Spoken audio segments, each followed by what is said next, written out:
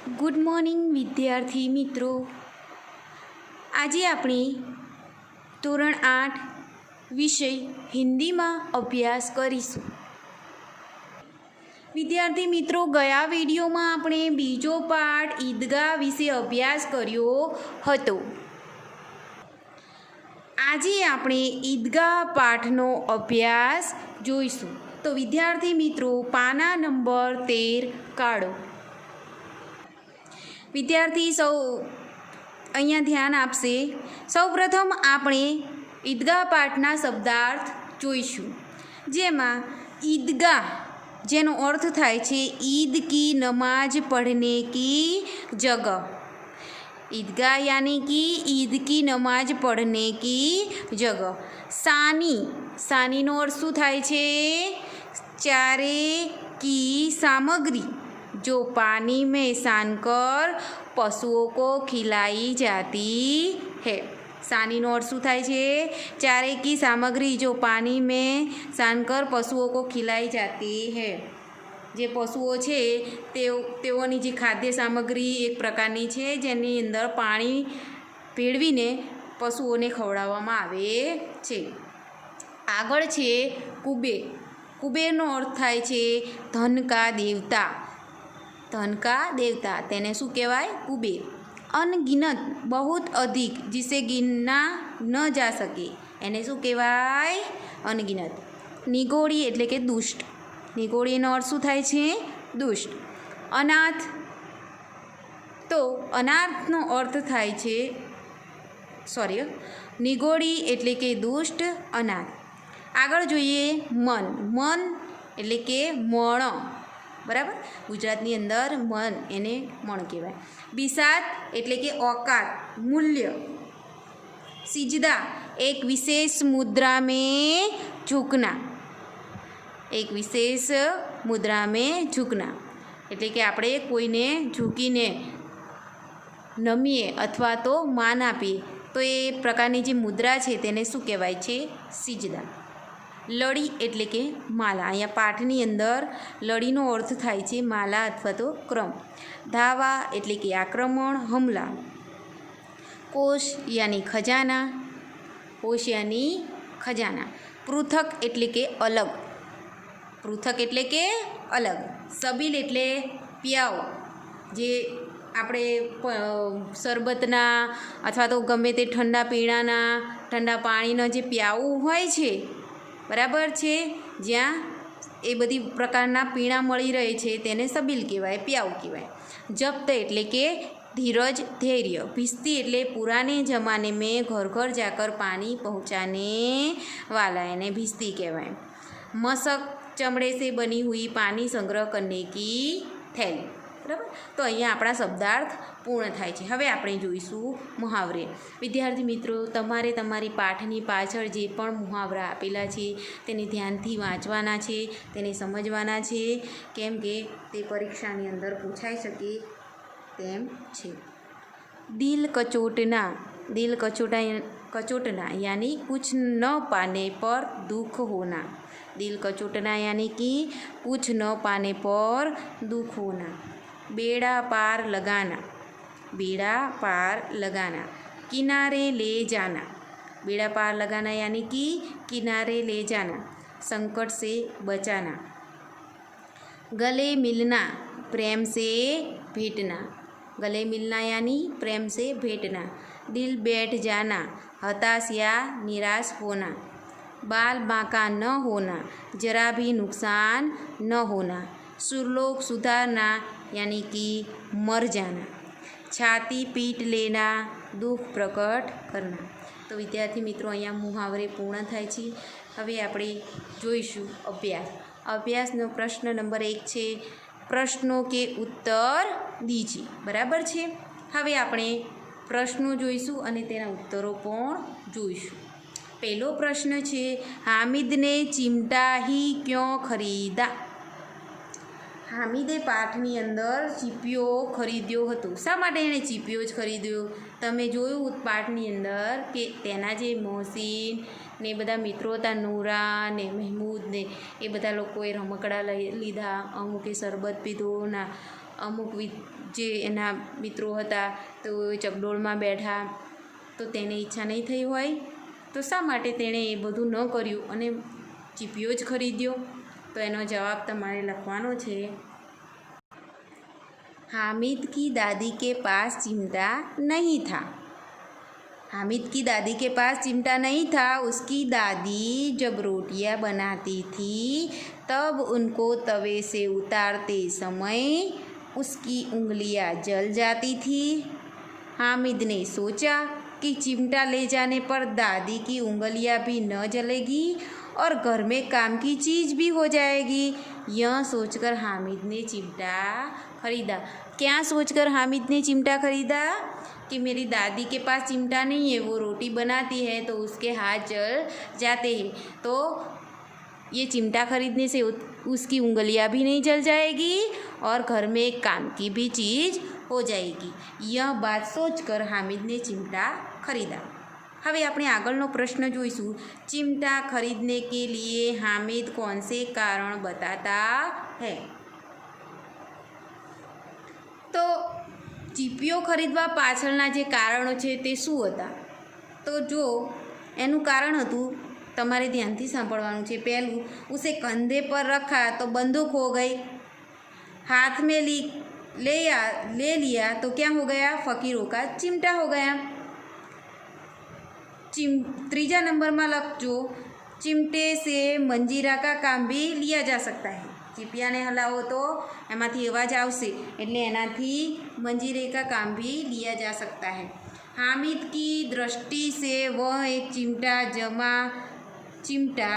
जमा दे तो सभी खिलौने की जान निकल जाएगी। शू करे से ए चीपिया थी बीजा जे खिलौना था, रमकड़ा था, एने मारे तो बधा ज रमकड़ा भांगी जाए। उसका बहादुर शेर जैसा चिमटा आग में, आंधी तूफान में बराबर डटा रहेगा। तो आ बधा कारणों होता चीपियो खरीदवा पाछळ। फरी एक बार ध्यान थी सांभળી लो। चिमटा खरीदने के पीछे हामिद ने निम्नलिखित कारण बताए थे। बराबर, कौन कौन से कारण? तो एक, उसे कंधे पर रखा तो बंदूक हो गई। बे, हाथ में लिया तो फकीरों का चिमटा हो गया।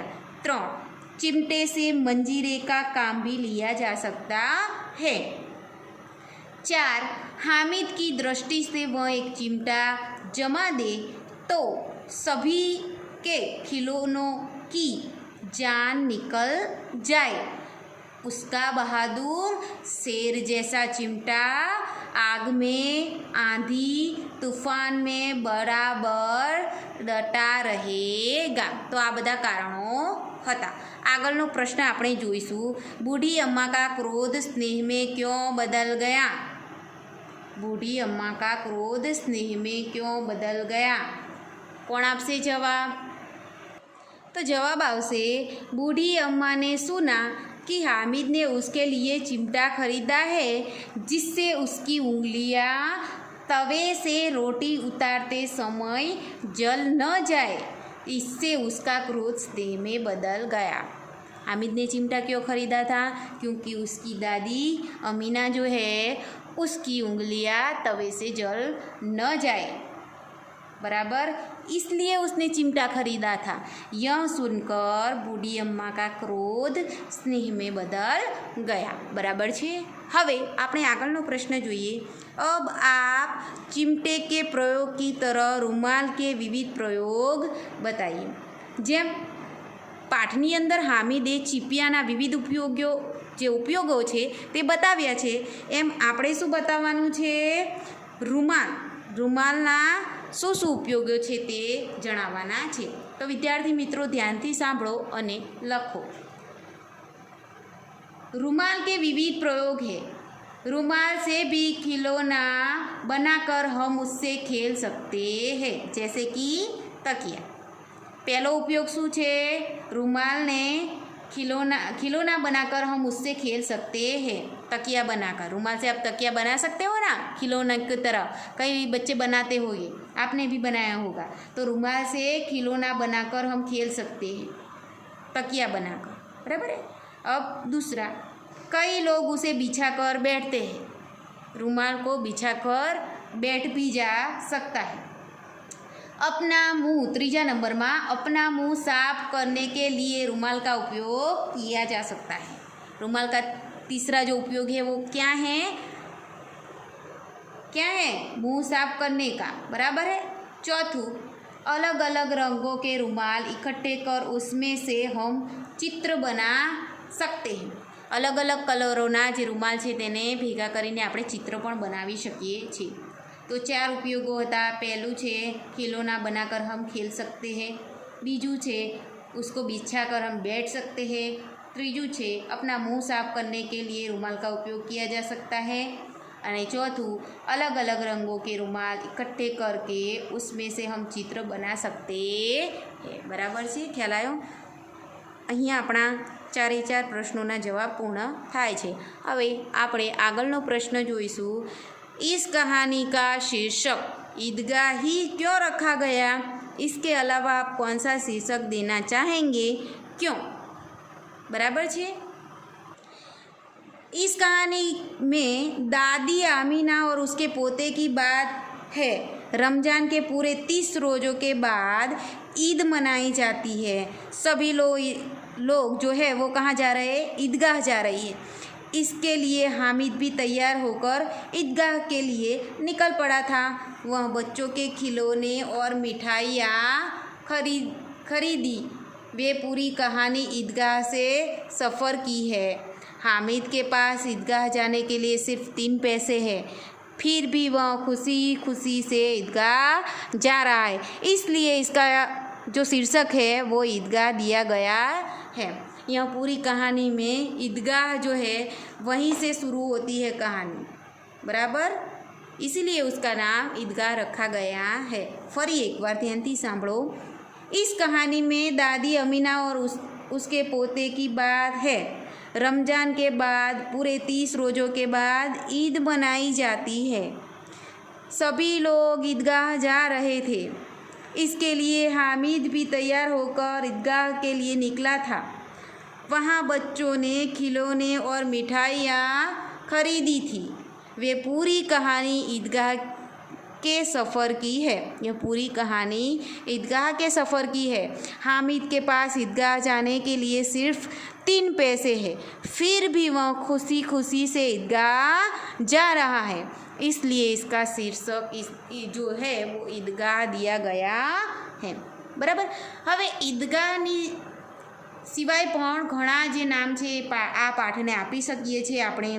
जेम के શું નામ આપી શકીએ? અમીના ઓર હામિદ, જે મેન પાત્રો છે પાઠના, અમીના અને હામિદ. તો પાઠનું નામ એવું પણ રાખી શકાય, અમીદના ઓર હામિદ.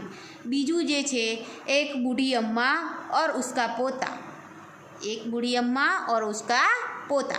ત્રીજા નંબરનું આપી શકાય અમીના કા દુઃખ, અમીના કા દુઃખ. જે મેન તમને એવું લાગે કે પાઠની અંદર આ પાત્ર જે છે એ અગત્યતા ધરાવતું છે, અથવા તો આ જે છે તે પાઠનો મુખ્ય ભાગ છે. જેમ કે અમીના કા દુઃખ, તમે જુઓ પાઠની અંદર અમીનાને દુઃખ છે, આર્થિક રીતે તેઓ કેવા છે? સક્ષમ નથી, તેમના પાસે પૈસા નથી, તેઓ લાચાર છે, તેઓ ઈદગાહ પર જવા માટે વધારે પૈસા જે હામિદને આપી શકતા નથી. એટલે કે આ બધું શું છે? દુઃખ છે. તો અમીના કા દુઃખ એવું પાઠનું નામ એવું પણ આપી શકાય આપણે. ચોથા નંબરનું છે હામિદ की जिंदा दिली. જો તે પણ પાઠમાં મહત્ત્વનો ભાગ છે કે હામિદ જે છે રમકડા નથી ખરીદતો, કંઈ એને કોઈ પણ વસ્તુ તેને લલચાવી નથી શકતી, અને તેની દાદી માટે જે 3 પૈસા હતા એ પણ વાપરીને ઘર માટે જે વસ્તુ લાવે છે, એટલે કે હામિદની જિંદા દિલી પણ તે જોવા મળે છે. એટલે આપણે પાઠનું નામ તેવું પણ આપી શકીએ કે હામિદ કી જિંદા દિલી. 5 નંબર ઈદ કી ખુશિયા. ઈદ જે છે તે પાઠ પણ ઈદને જે મહત્ત્વનું સ્થાન આપવામાં આવ્યું છે, એટલે કે એ પણ કહી શકાય કે ઈદ કી ખુશિયા. 6 નંબર પોતે ઓર દાદી કા પ્યાર. અને 7 નંબર ચિમટા ઓર હામિદ. તો આટલા નામો આપણે આ પાઠને આપી શકીએ છીએ, બરાબર.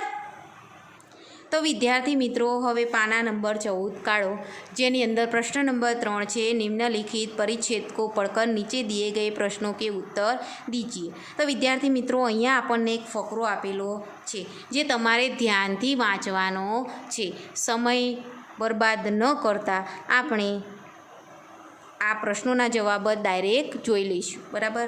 તમારે જે ફકરો છે તેને ધ્યાનથી વાંચવાનો છે ફરજિયાત, અને ત્યારબાદ નીચે આપેલા પ્રશ્નોના જવાબ લખવાના છે। તો વિદ્યાર્થી મિત્રો હવે આપણે જોઈશું પ્રશ્નોના જવાબ। ऐतिहासिक ग्रंथों में परोपकार के कौन कौन से उदाहरण मिलते हैं? तो विद्यार्थी मित्रों અહીંયા ऐतिहासिक ग्रंथों में परोपकार के कौन कौन से उदाहरण मिलते हैं तो ફકરાની અંદર જ જવાબ છે જે મેં અહીંયા ટીક કરેલો છે, તમે તમારી પાઠ્યપુસ્તકમાં ટીક કરી લો, આટલે સુધી આવશે, બરાબર।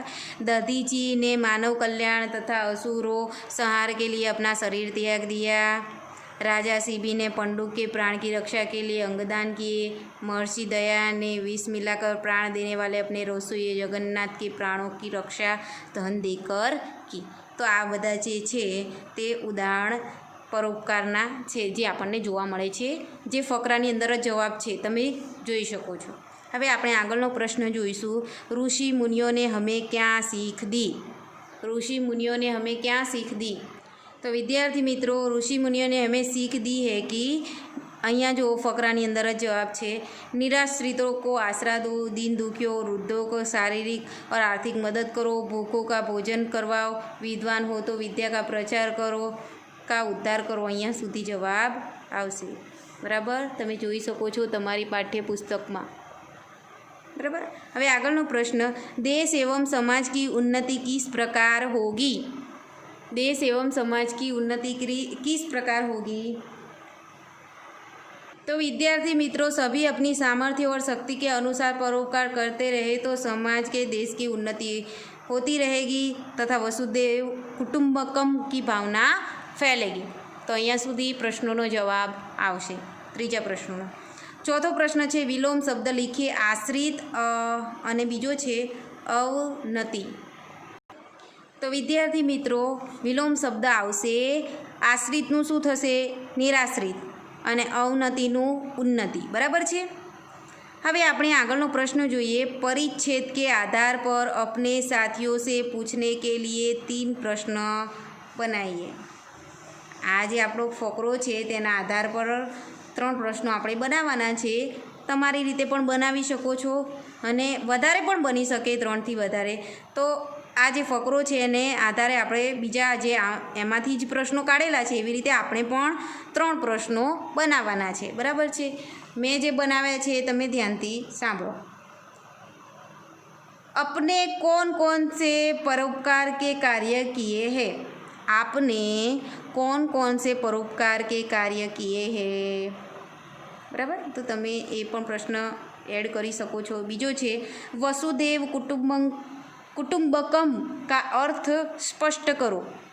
वसुदेव कुटुंबकम का जो अर्थ है वो स्पष्ट करो, तो ये पर प्रश्न बनी सके छे। तीजो प्रश्न है, दिए गए परिच्छेद में से 3 संज्ञा शब्द ढूंढकर लिखिए। आ पाठ जे फकरो है एमांथी आपणे व्याकरण विभाग पण काढी सकीए छीए, जेम के एमांथी संज्ञा शब्द शोधीने लखो, ए पण प्रश्न एड करी शकाय। હવે છેલ્લો જે પ્રશ્ન છે, इस परिच्छेद को उचित शीर्षक दीजिए। तो परिच्छेद को हम शीर्षक दे सकते हैं जन सेवा ही प्रभु सेवा, बराबर है।